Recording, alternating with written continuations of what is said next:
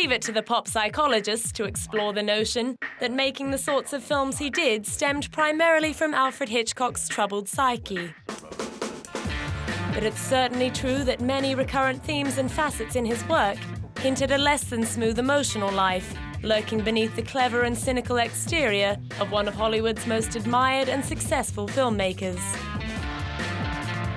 These days, Alfred Hitchcock is regarded as one of cinema's most brilliant directors, but for many years he was considered simply an audience favourite.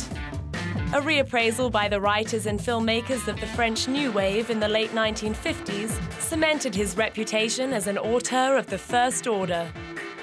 His films regularly appear in the all-time greats lists, with titles like Vertigo, Psycho, North by Northwest, and Notorious held up as shining examples of their craft. But how much of their content points to perversity on the part of the director? Hitchcock was someone who deliberately pointed out the connection between voyeurism and the behaviour of a cinema audience.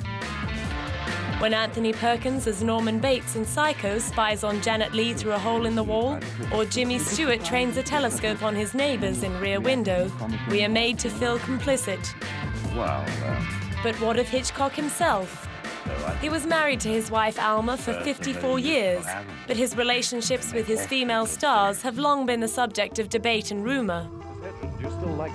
Hitchcock favoured the ice-cool blonde, frequently casting actors like Tippi Hedren, Grace Kelly and Kim Novak, and subjecting them to some decidedly unpleasant experiences.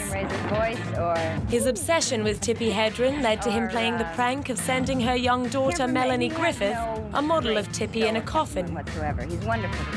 Perhaps much of his behaviour and psychopathology can be traced back to childhood, when his father once sent him to the police station with a note suggesting that he be locked up for 10 minutes as a punishment. Wrongful accusation is a theme that cropped up in so many of his films. It seems clear that it was an experience that Hitchcock never quite forgot.